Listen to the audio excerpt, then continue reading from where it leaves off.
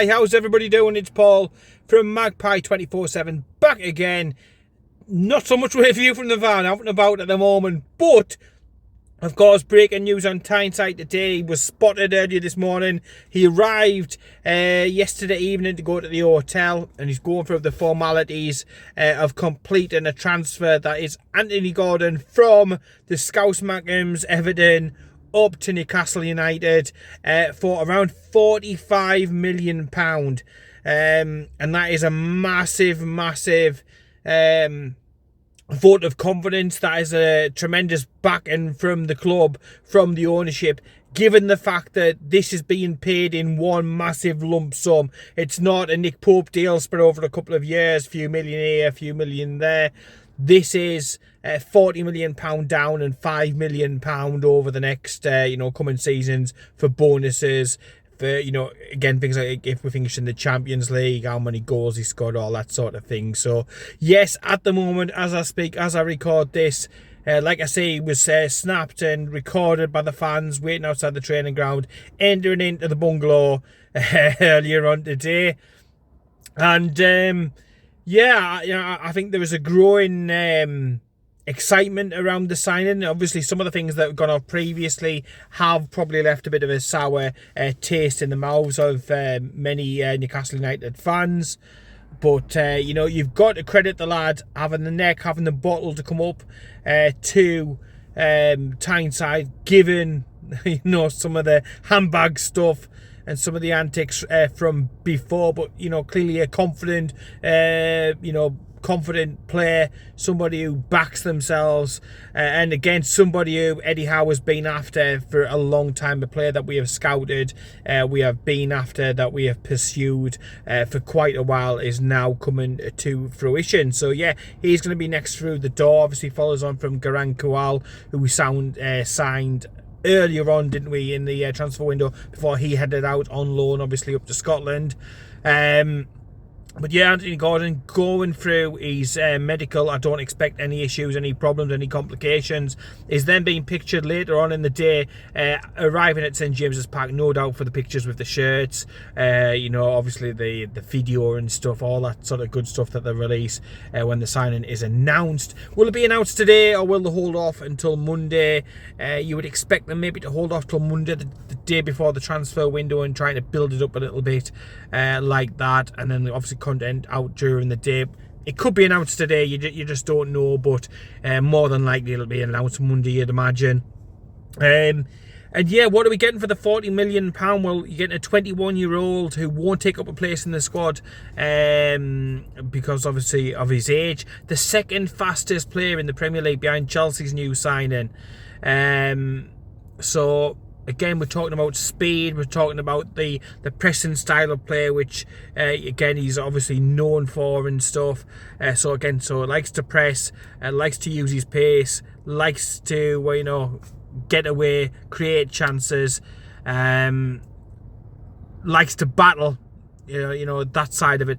In many ways, he's like this modern generation's version of a Craig Bellamy. That I think would be the closest sort of comparison that you could give from what I've seen and stuff. And the interesting thing is obviously going to be whereabouts in the team, in the setup that Eddie sees him going forward.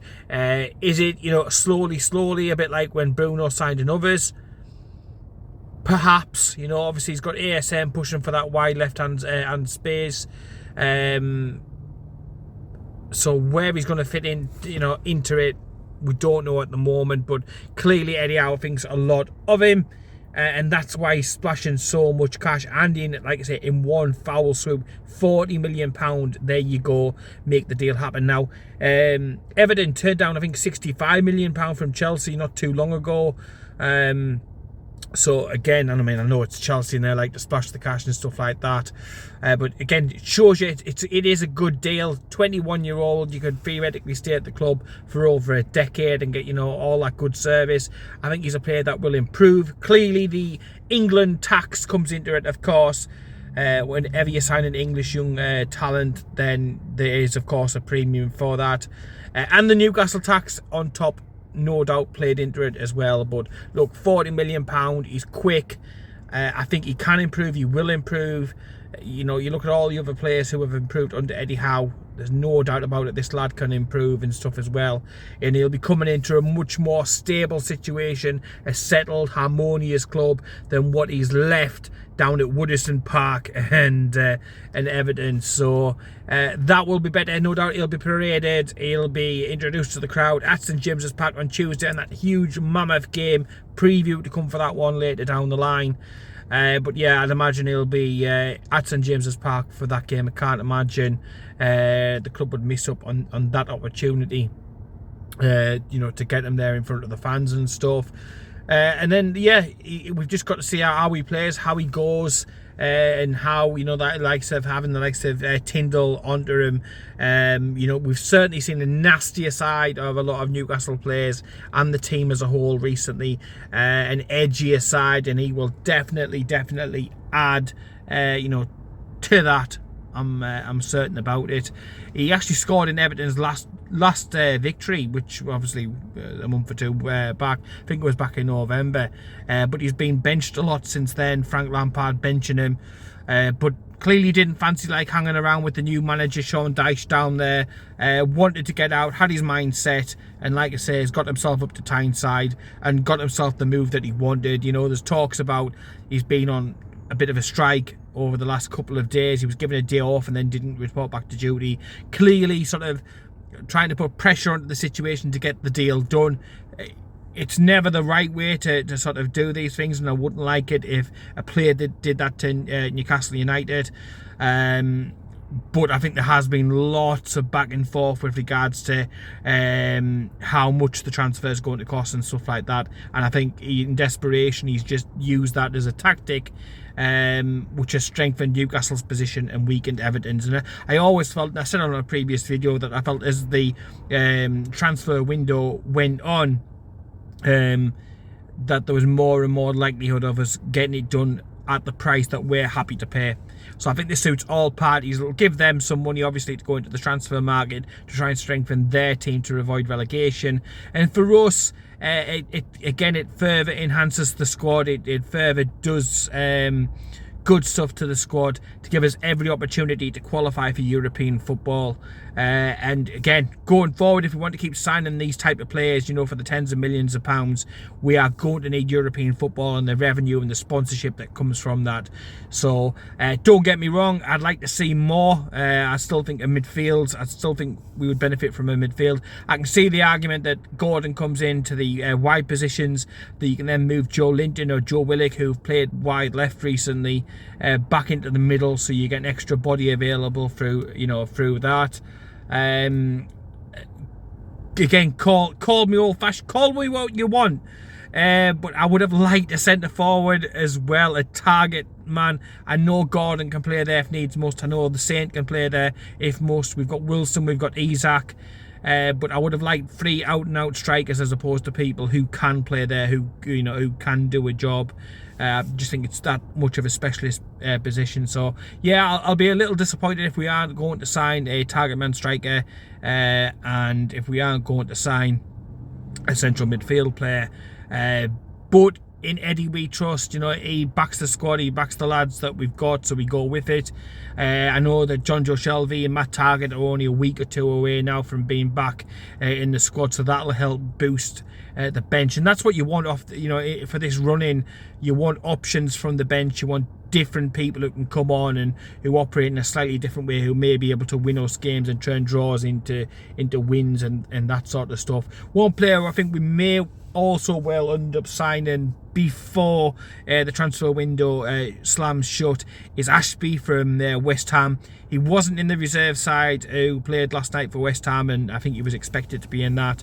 Will he be involved in FA Cup action? I just don't know. It'll be our eyes on that. He's out of contract in the summer, so if West Ham don't sell him now, and he said he won't be signing a new contract, then he'll leave for nothing. So if we get him now for a small fee, or we get him in the summer for next to nothing, for peanuts basically. But yeah, I wouldn't be surprised to see that deal getting done, and that's a perfect understudy for Kieran Trippier. And he can come in and learn the ropes. And of course, Kieran Trippier signed a new contract yesterday. It's cracking news. You know, our captain in all but title and stuff like that, isn't he? Let's face it.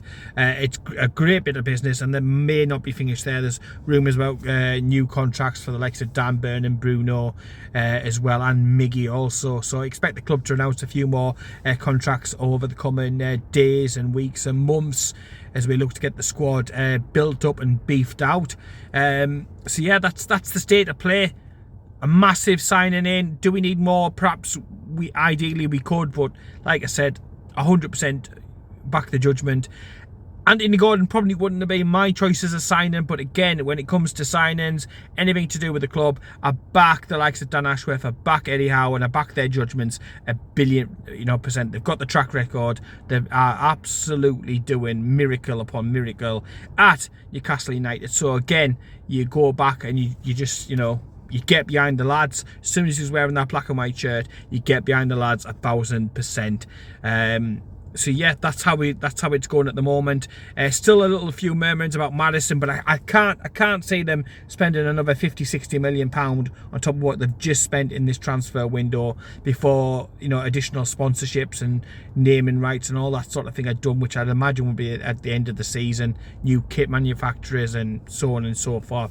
I can't see the Maddison one, as much as it would be absolutely great, and I can't see the rumours linking St Maximin with Italy being true at all. They haven't got too quick to rub together in Milan, you know, in an Italian football. So the money you'd be talking to get St Maximin over there, I just don't think it's a realistic proposition for Milan at the moment. So that's my you know, thoughts and feelings on that one. But yeah, welcome to Newcastle United, Anthony Gordon. Looking forward to seeing him, you know, certainly at the game on Tuesday, and then seeing what he can do in the black and white stripes. So yeah, let me know what you think down below, and subscribe to Magpie 24/7, and yeah, keep it tuned, and I'll speak to you later.